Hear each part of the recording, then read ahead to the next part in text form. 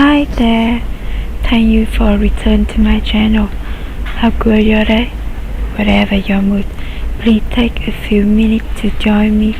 I hope today's story will help you relax, unwind, and find some peace after a long day. Now, let's begin. I changed my shirt in the car. That was the kind of day it had been. 10 hours at the office, still hadn't eaten, but I made the drive from Austin to Round Rock because my mother said dinner at 6 Huntuck was non-negotiable. I swapped my worn work flats for a cleaner pair of loafers and tried not to look at the circles under my eyes in the mirror. By the time I walked through the front door, everyone was already seated. Ainsley, of course, sat next to Mom, wearing a fitted red blazer that probably cost more than my entire week's paycheck. Dad was at the head of the table, carving into a salmon like it was some ceremonial roast. My chair was at the far end, same as always, not even a glance when I stepped in. No, how was your day? No, glad you made it. The reason we were all there. To celebrate Ainsley's newest award, something about brand image in real estate, whatever that means. There were wine glasses and those little candles in holders that Mom only brought out when she wanted to look like a loving hostess. She did that well. Play the part. I sat down quietly, smoothed my blouse, and waited for someone, anyone, to ask how my project launch went this week. Nothing. They were too busy listening to Ainsley talk about the incredible synergy between her marketing team and the client. Then Dad looked at me, not even pausing between bites. You're the only one who never really made anything of herself. There it was. I looked up. Silence. Everyone else kept their eyes on their plates, like if they didn't move, maybe I'd vanish. I felt the heat crawl up my chest, but I stayed quiet. Dad, Ainsley started, but Mom raised her hand. No, he's not wrong, she said gently, like that would soften the blow. Sweetheart, your sister just knows how to focus on what matters. I gripped my water glass so tightly I thought it might shatter. I didn't speak. Not yet. They always said things like this. Slipped it in between courses. I'd spent years thinking maybe they didn't realize how much it cut, how often they erased me, even while I sat right in front of them. But the truth was, they knew. They counted on my silence. They didn't know about the binder in my purse, or the copies of mortgage payments I had printed and folded, been carrying for 3 days, waiting. I took a slow breath.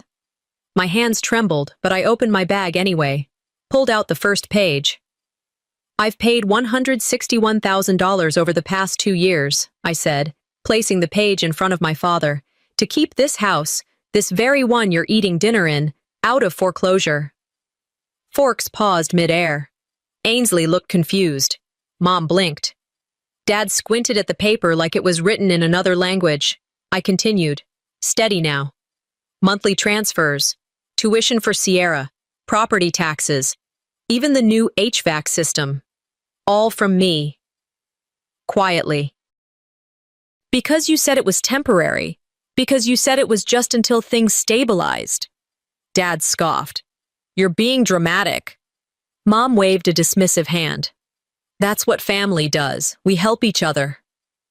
You offered, Ainsley said softly, looking at me for the first time that night. Mom said you were happy to help. I didn't respond right away. I let the weight of what I said hang in the air. They still didn't get it. Dad leaned back in his chair, folding his arms. Well, maybe you should have said something if it bothered you. That's the problem, I said, standing. I kept thinking eventually, you'd recognize it. Not praise, not a parade. Just, maybe not being treated like I failed when I've been holding the foundation together. I picked up my purse. I didn't shout. I didn't cry. I looked at my mother, who couldn't meet my eyes, and then at my father, who was already picking up his fork again. From now on, I said, voice low, I'm done paying for the privilege of being disrespected. I walked out before they could answer. As I stepped into the evening air, something unfamiliar settled in my chest. Not rage, not regret, lightness. Saturday morning started early. I hadn't slept much after what happened at the dinner table, My body was still tired, but my brain wouldn't stop replaying it, those words from my father echoing like static inside my chest. You're the only one who never really made anything of herself. The kind of line that sounds rehearsed, the kind of thing you don't say unless you've been meaning to. I was sitting on the edge of my bed, still in my pajamas, when my phone buzzed with a bank alert. Auto transfer, $1,350. Mortgage, same day, every month. I didn't need to open the app to know where it went. Still, I did. Out of habit, or maybe defiance. The numbers stared back at me. Every time I thought I was done, there it was again. Another payment to keep the illusion of someone else's stability. Even now, I'm still paying for people who pretend I don't count. A few minutes later, a ping from my calendar popped up. Alumni Gala, 6 p.m., RSVP confirmed. I never responded. Guess Mom did it for me. She liked having her daughters show up, one for the spotlight, one to fill the chairs. I closed the reminder and stared at the ceiling. I could skip it, no one would notice. But something in me, it wasn't pride, maybe principle, told me to show up anyway. If they were going to erase me, they'd at least have to see me while they did it. Before I got ready, I made the mistake of opening Facebook. First thing on my feed. 1 year ago today. A picture from Las Vegas. There they were, Mom, Dad, Ainsley, and her husband Truett, posing in front of the Vegas sign, champagne flutes raised, big white smiles. Caption read, "Much-needed family getaway. Grateful for moments like these." Then I saw Mom's comment under the photo, "The family that stays together, thrives together." I checked the date. Same weekend I had worked back-to-back shifts to cover their emergency property tax. I remember the emails Dad sent.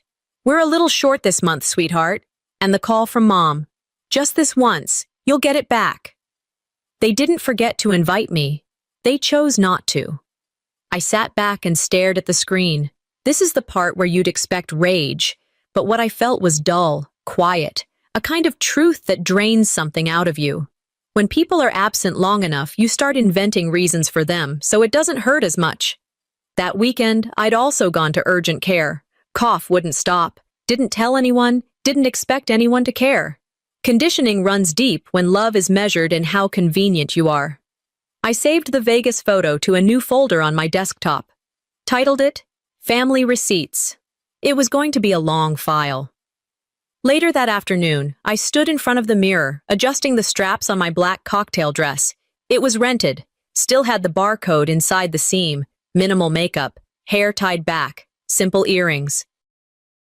I didn't want to stand out, I just wanted to occupy my space. The alumni gala was at a downtown ballroom. Big chandeliers, corporate buzz, a room full of people who smiled a lot but didn't look you in the eyes. I walked in alone. No one waiting for me. I made my way to the check-in table, gave my name, and was handed a white name tag with printed letters. Support staff, finance. No last name, no title, just support. I stood there for a moment, then pinned it on. Across the room, a giant banner hung near the stage. Keynote speaker, Ainsley Grable. My sister. Of course. A woman I vaguely remembered from school walked by and said, "Oh, are you helping organize this? You look so official." I didn't correct her. I just said, "I guess I am." There was something clarifying in that moment, like when you stop expecting the sky to be blue and just accept it's going to rain. I found a quiet corner, grabbed a drink, and watched Ainsley give her speech. She thanked her mentors, her husband, her children, her team. Then, most importantly, to my family, thank you for your unconditional support. She never even looked my way. And for the first time, I didn't feel sad. I walked over to the drink bar, took off my name tag, and placed it face down on the marble. Like a resignation letter no one would ever read. I left before the closing toast. No one stopped me. Outside, the air was cooler than I expected. I walked slowly to my car, still holding the clutch bag I hadn't opened all night. Halfway home, I pulled over into a gas station lot. Sat in the car, opened the banking app again, tapped into the settings for recurring payments. Cancel transfers to Merrick Dunst and Velma Carrington? I held my thumb over the button, but I didn't press it. Not yet. I wasn't done collecting everything first. Work had become my quiet place, the only space where I wasn't someone's shadow or someone's utility. I was just Lakin, keyboard strokes, data models, results. No judgment, no comparison, just numbers that added up. I was checking a report that morning when my phone lit up. It was a number I hadn't saved, but I recognized the area code. When I answered, a familiar voice greeted me. Mrs. Hendricks, our old neighbor from 2 houses down. I just wanted to say I was sorry about Mr. Price, she said. The memorial's this afternoon, at Trinity on Main. Mr. Price had been part of my childhood. He gave out the best Halloween candy, always remembered my birthday, once gave me a math book just because he noticed I liked puzzles. I cleared my throat. Yes, I know, I'll be there. Except I didn't know, not until now. She said, I figured your family would have told you. They've been planning it for weeks. I smiled, lied, thanked her, and hung up. Then I checked my inbox. Searched Price Memorial, found the forwarded chain, every name listed. Mom, Dad, Ainsley, even Truitt, but not me, not even in CC. I stared at it longer than I should have, not because I was surprised, but because the absence had stopped hurting. It had become expected, routine. That's when it hit me. Not only was I out of the loop, I was officially out of the family. Later that day, I showed up at the memorial in a plain black dress. I kept my distance from the front rows, paid my respects quietly. After the service, I stepped into the reception area and spotted Mom in a cream sweater, laughing with a group of old friends. She caught my eye and waved me over. This is Ainsley's friend from Austin, she told them. She works in tech. A beat passed. Then the other woman lit up. Oh, you're the one who helped with the campaign last year. Ainsley said your spreadsheets were lifesavers. I didn't correct her. I didn't say, actually, I'm her daughter. I didn't say anything. I just smiled, nodded, and walked away. Out the side doors, down the church steps, into the parking lot. That's when the words formed in my head, words I hadn't said out loud in years. When someone's absence hurts long enough, you start making excuses for them, so you don't hate them. I sat on the steps a while, remembered birthdays where my name wasn't on the cake, college graduation, where they framed Ainsley's photo, but not mine. The wedding I paid for that I wasn't mentioned in. I wasn't forgotten. I'd been replaced. At home that evening, I opened my laptop, pulled up emails, group texts, threads. Every time I had offered help, every time I was excluded, every bill I paid without a thank you, every memory that had been repackaged to exclude me. The pattern was clear. All the emails went to them, not me. Every invite, every plan, every photo album, every committee. I wasn't part of the family.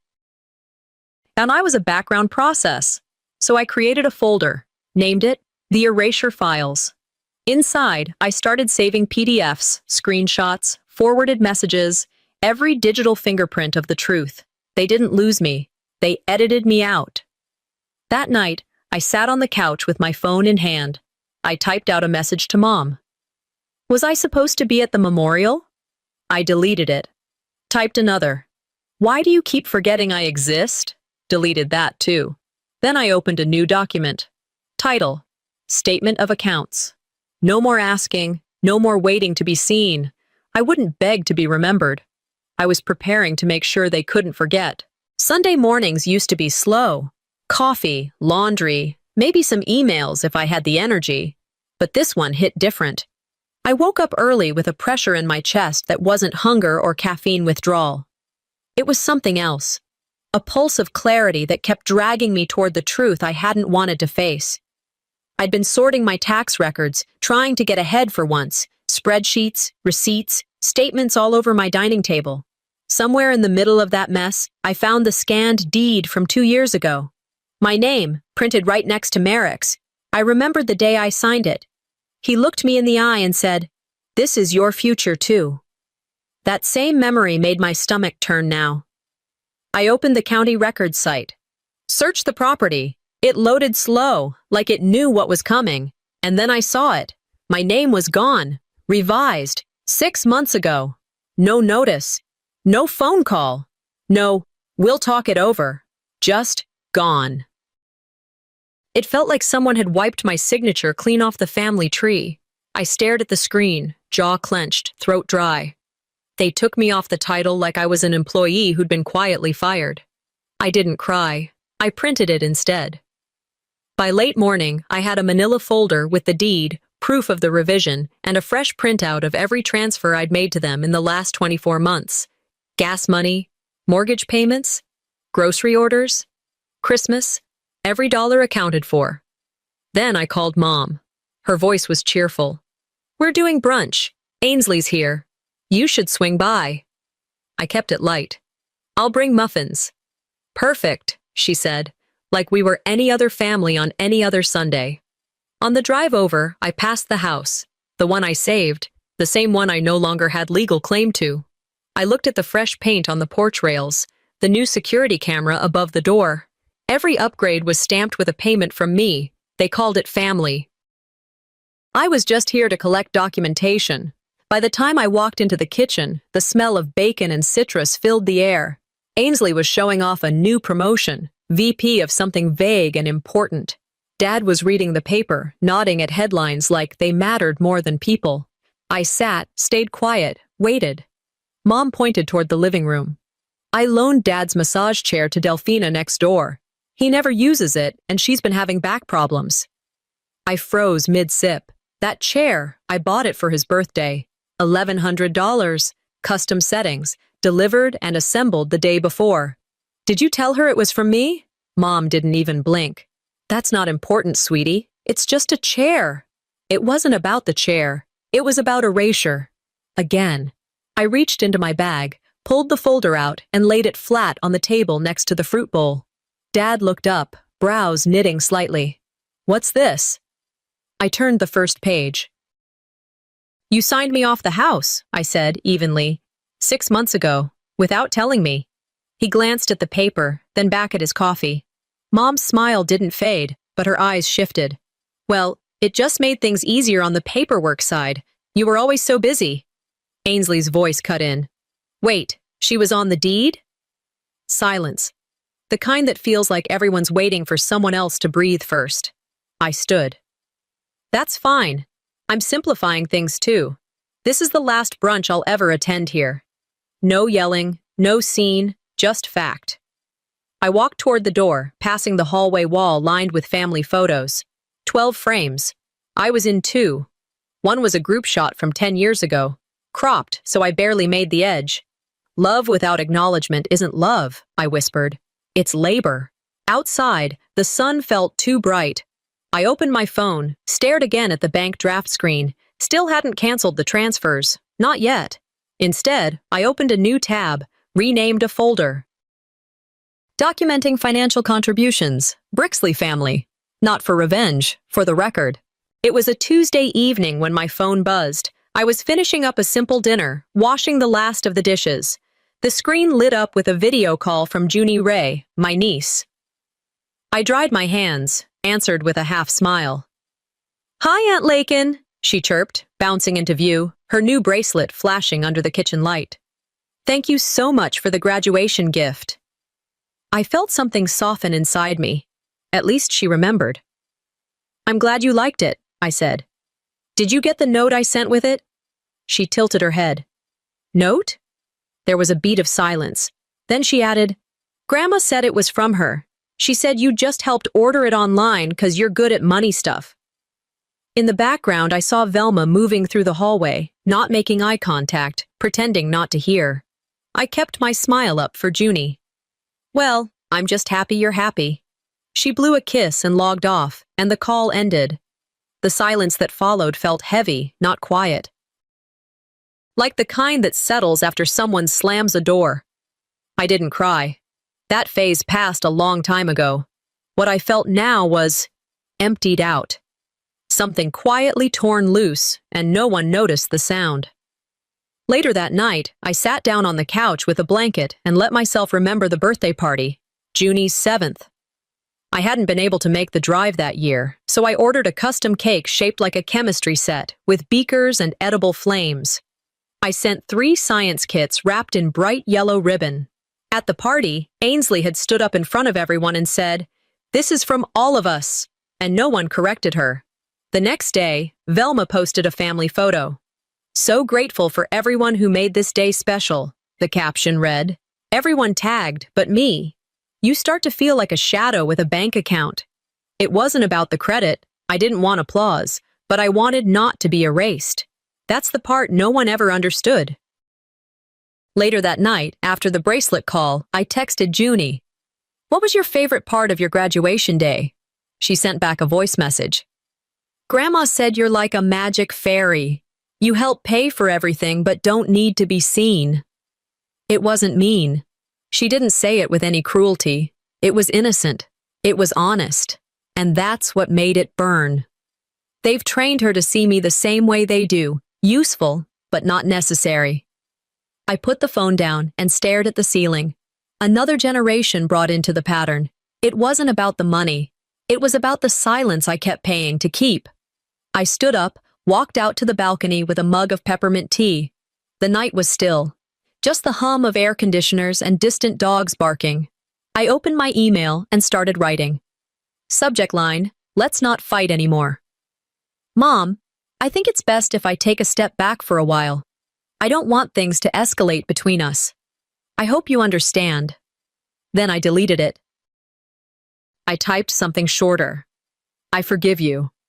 Deleted that too. I stared out into the dark and wondered, maybe this was the real peace, letting it all slide, stopping the fight, no longer needing to be seen or known or credited. But then I glanced through the glass door. My laptop screen was still on, the folder glowing in the corner of the desktop. Erasure files. No, peace is not the same as silence. I closed the door behind me, walked back to the table, opened my spreadsheet. Title, Legacy Ledger. I started inputting line items, each with the date, the amount, the reason, not for revenge, for record, for truth. I scrolled down and added a new row. Junie's graduation bracelet, $124.32, credited to someone else. And in the notes column, sometimes children tell the truth adults are too cowardly to say. Sunday afternoon. The air was heavy with the smell of grilled meat and cologne that always seemed too strong for outdoors. I hadn't planned to go. I told myself I'd stay home, finish reconciling my expenses, maybe rewatch something brainless. But I showed up. I think I needed to see their faces, needed to feel the space between us for real. I didn't bring wine or a smile, just a Tupperware dish, rosemary chicken with roasted garlic. Something I learned to make from watching Mom when I was 10, before she decided I was the practical one and handed all the cooking attention to Ainsley. When I walked into the backyard, Ainsley was already there, in a sundress she probably bought just for today, laughing loud enough to be heard from the street. She handed off a tray of frozen spinach puffs to someone and immediately got praised for her thoughtfulness. Velma barely looked up. "Oh, good, Lakin," she said. "Just set that down on the end there." She pointed to the fold-out card table by the bushes. The real buffet, the one everyone was taking pictures of, sat on the patio, beneath string lights and a banner that read, "Family First." I didn't argue. I just placed the dish where she said and stepped back. The afternoon wore on like theater. Aunts, uncles, and cousins clapped when Ainsley explained the convenience of store-bought options. One cousin asked if the chicken was from a catering place, then complimented Ainsley again. I said nothing. Velma tried my dish and gave a little nod. "It's earthy. Not everyone likes strong flavors." I nodded, took a sip of water, recorded the moment in my head. They didn't even pretend anymore. During dessert, someone's fiancé stood up and proposed. There were cheers, phones raised for video, and that staged kind of gasping people do when they want to be part of something they'll later tell others about. That's when my phone buzzed. I thought it might be work or a friend, but no, it was a Venmo request from Velma. $600, Dad's medical checkup. Please ASAP. No greeting, no explanation, just an invoice sent during a toast. I looked across the yard. Velma was smiling at the happy couple like nothing had happened. I didn't reply.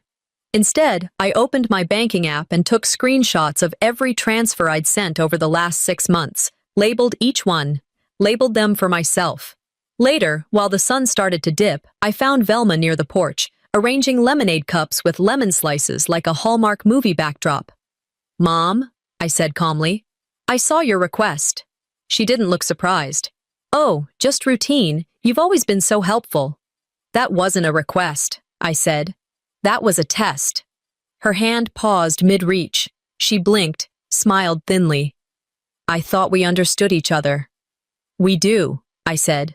"You expect me to give and stay quiet. That's the arrangement." "That's what you're afraid I'll break." She looked at me the way people look at something they didn't expect to talk back. I left before the next round of cupcakes hit the table. At the exit, I grabbed a napkin from the drink cart, borrowed a pen, and scribbled a note. Folded it twice and slid it under her lemonade glass. "This is the last time I'll show up out of obligation. Next time, I'll show up with evidence." I walked past the cars, past the photo booth props, past the fake laughs echoing around plastic chairs. No one followed. No one noticed. But that silence wasn't weakness. That silence was me, finally picking the volume. It was midweek when the message came through from Ainsley. "You should come to the gala Thursday. Support the family brand, you know?" She didn't ask.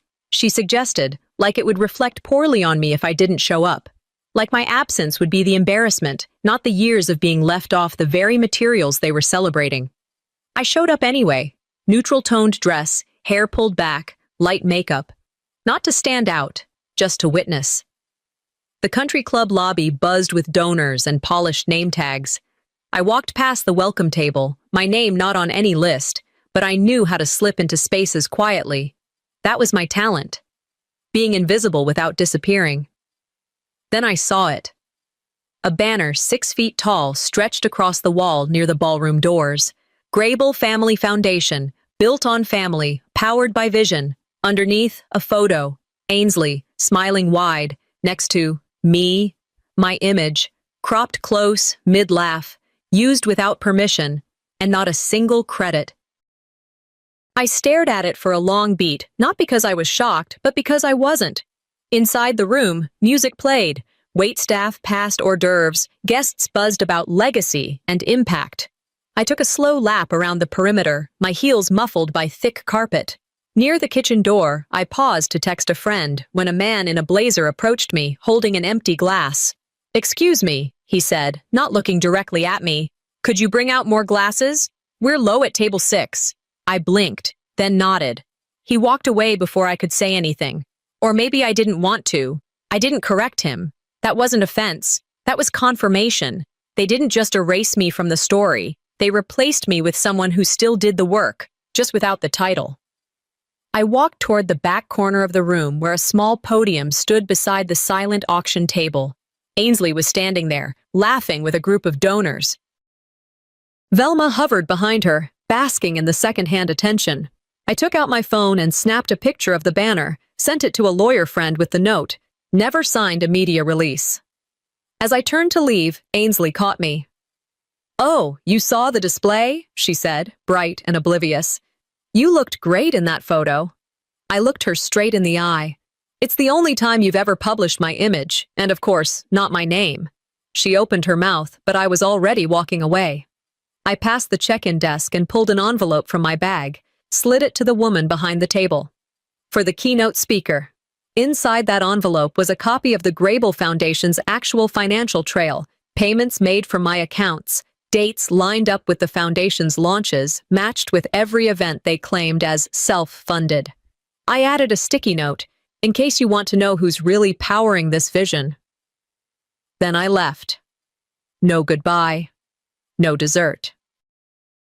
In the car, I rolled down the windows and let the wind hit my face, calm but electric. I opened the legacy ledger on my phone, scrolled to the bottom, added a new entry. Unauthorized use of photo, gala sponsorship display. And then one more line. Foundation launch, $3,800, reimbursed from my account over 3 months. I zipped the file and backed it up to my cloud drive. New folder, Release if slandered.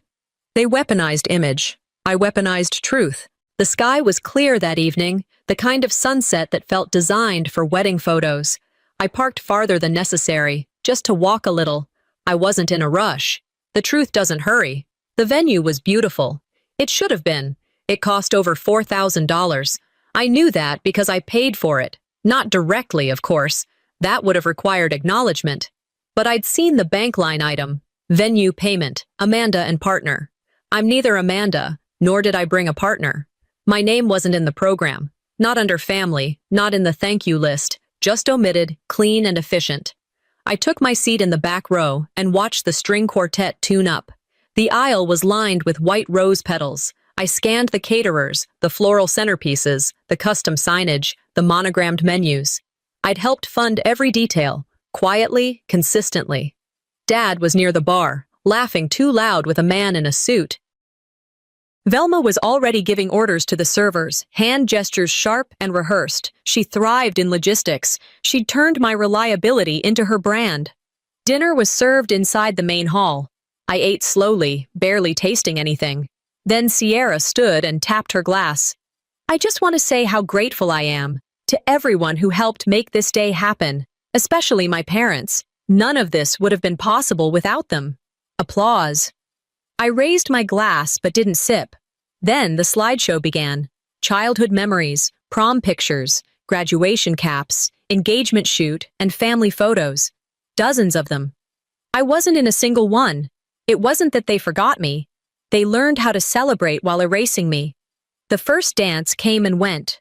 Then the music shifted, the floor opened, and the room became a blur of laughter and clinking glasses. I stood from my chair, walked calmly to the DJ booth, and leaned in. Would you mind if I say a few words? He looked at me, hesitated, then nodded. I took the mic. My voice wasn't loud. It didn't need to be. Before we celebrate any further, I'd like to give a gift. I walked to the gift table, lifted the binder from my bag, and placed it square in the center. It was thick, leather-bound, labeled simply, Brixley Family Financials. In this binder are 2 years of payments, every mortgage installment, every tax penalty covered, every tuition check and repair bill paid from my account. A few people stopped dancing. Conversations dipped. I opened it to the flagged page. Venue payment, $4,200, March 17th, Amanda and partner. Sierra froze. Mom's smile stiffened. Dad stepped back, face unreadable. A murmur rippled through the crowd. This isn't about money, I said.